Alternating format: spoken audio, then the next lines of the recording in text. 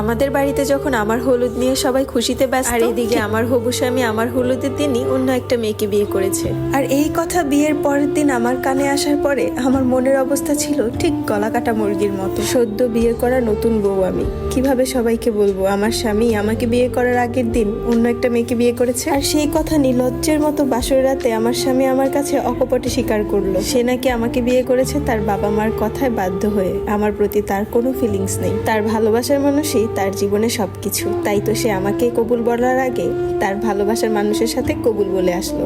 7 ভাইয়ের একমাত্র বোন হওয়াতে তাদের কাছে যে কোনো আবদার কখনো কোনোদিন অপূর্ণ রয় নেই। এত বড় ভুল আমার ভাইয়েরা কিভাবে করলো? এমন একটা ছেলের কাছে আমাকে বিয়ে দিল যে ছেলের নাকি আমার প্রতি কোনো ভালোবাসাই নেই। নিজের উপর খুব রাগ হতে লাগলো। এতটাই কি ভাইদের উপর বোঝা হয়ে গিয়েছিলাম যে ছেলের খোঁজ খবর না নিয়ে বিয়ে দিয়ে দিল? নাকি দেখতে শুনতে কোনো দিক দিয়ে কম ছিলাম? ভাইদের কাছে মুখ ফুটে বলতেও পারছিলাম না। ছোটকাল থেকেই খুব লাজুক স্বভাবের মেয়ে আমি। 7 ভাইয়ের মধ্যে 4 ভাইয়ের বিয়ে হয়েছে। ভাবিরা আমাকে চোখে হারায়, সবকিছু ভাবিদের সাথে সবসময় শেয়ার করি। তাই তো ভেবে নিলাম আড়াই নায়রের দিন যে ভাবিদের কাছে সবকিছু বলে দিব। এভাবে তো আর মানুষ বাঁচতে পারে না। কত কিছু চিন্তা করে গেলাম, অথচ ভাবিদের সামনে যে মুখ দিয়ে টু শব্দও বেরোলো না। তারা আমাকে নিয়ে এতটা উল্লাসে ছিল যে তাদের কাছে আমি কিভাবে বলবো যে ছেলের কাছে তোমাদের চোখের মণিকে দিলা সেই ছেলে আমাকে চোখেই দেখে না।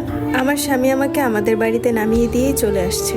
আমাদের বাড়িতে পর্যন্ত সে ঢুকে নাই। নতুন বউ হওয়াতে বাড়ির সবাই জিজ্ঞাসা করছিল স্বামী কেমন, শ্বশুর কেমন, শাশুড়ি কেমন। সবাইকে শুধু মাথা নাড়িয়ে একটাই উত্তর দিচ্ছিলাম, ভালো। ভালো বলবোই বা না কেন? আমার শাশুড়ি আর শ্বশুর যে আমাকে অনেক আদর করে, তারা আমাকে অনেক পছন্দ করে বিয়ে করে নিয়ে গেছে। কিন্তু যার সাথে সংসার করব বলে এতদিন কোনো ছেলের সাথে কোনোদিন সম্পর্কও করি নাই যে আমার স্বামীর সাথেই আমার ভালোবাসা হবে, অথচ সেই স্বামীরও নাকি আরেকটা ভালোবাসা আছে।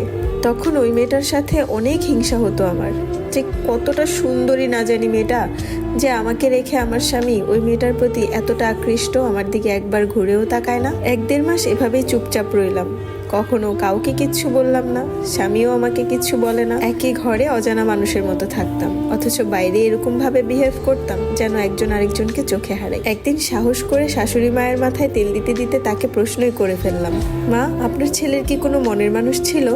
মা হঠাৎ চুপচাপ হয়ে গেল।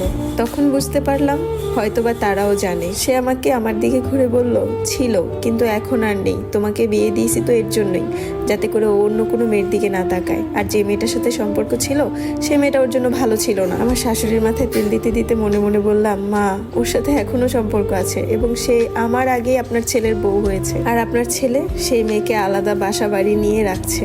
কিন্তু সবগুলো কথা মনে মনে বললাম, কারণ আমার শাশুড়ি ছিল স্ট্রোকের রোগী। তাকে যদি হঠাৎ করে এই ধরনের কিছু বলতাম আমার শাশুড়ি হয়তো অসুস্থ হয়ে যেত, যার জন্য আমার স্বামী আমাকে বাধ্য হয়ে বিয়ে করলো তার অসুস্থতার কারণেই। যখন আমাকে আমার বড় ভাই প্রথম তার ছবি দেখায়, এক দেখাতেই আমি হ্যাঁ বলে দিয়েছিলাম, কারণ সে দেখতে মাশাআল্লাহ অনেক সুন্দর।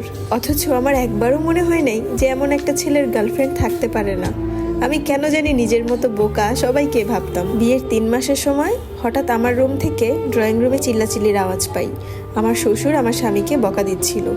নিজের রুম থেকে বেরোয় শুনি আমার স্বামী নাকি অপ্রয়োজনীয় খরচ করে ব্যাংক ব্যালেন্স খালি করে ফেলছে। আমার শ্বশুরের কথা শুনে আর চোখে আমার স্বামীর দিকে তাকালাম। আমার স্বামী নিচের দিকে তাকিয়ে রয়েছে। আমার শাশুড়ি বলতেছে বিয়ে করছে ছেলে, বউয়ের কত রকমের কত খরচ